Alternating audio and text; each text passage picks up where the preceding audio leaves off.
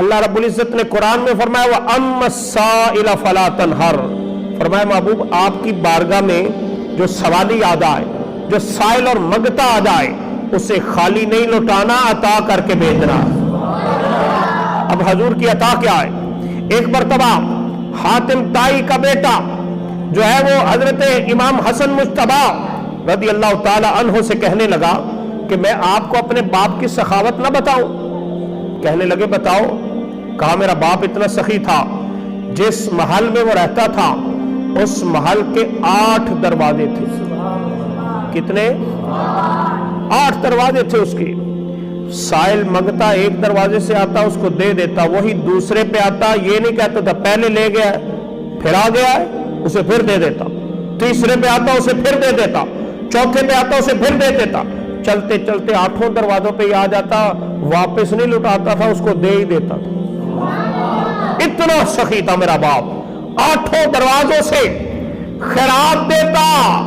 امام الانبیاء کے غلاموں امام حسن مجتبی جلال میں آ گئے، کہنے لگے تو نے اپنے باپ کی سخاوت بیان کر لی ہے، اب میں بتاؤں کہ میرا نانا کتنا سخی تھا۔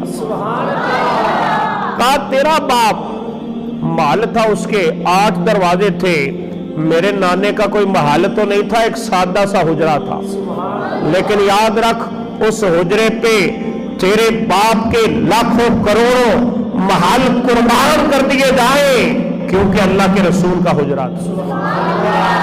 فرمایا اس کے کوئی زیادہ دروازے نہیں تھے، بس ایک ہی دروازہ تھا، اور تیرے باپ کے پاس جو آتا اور وہ آ کے مانگتا ایک دروازے پہ، اس کی تمنا پوری نہیں ہوتی تھی تو دوسرے دروازے پہ جاتا تھا، اگر تمنا ایک دروازے پہ پوری ہو جاتی دوسرے پہ جاتا ہی کیوں، اور دوسرے پہ بھی پوری نہیں ہوئی تیسرے پہ چلا، چلتے چلتے 8ویں دروازے تک پہنچا، تمنا بھی پوری نہیں ہوئی، اگر 7ویں پہ پوری ہوتی 8ویں پہ کیوں جاتا، اگر 8 سے اور بھی دروازے ہوتے تو اس پہ بھی چلا جاتا، لیکن میرے نانا کا تو ایک ہی دروازہ تھا، اس پہ آ کے جو ایک دفعہ مانگ لیتا تھا، کسی اور دروازے پہ جانے کی تمنا ہی نہیں رہتی۔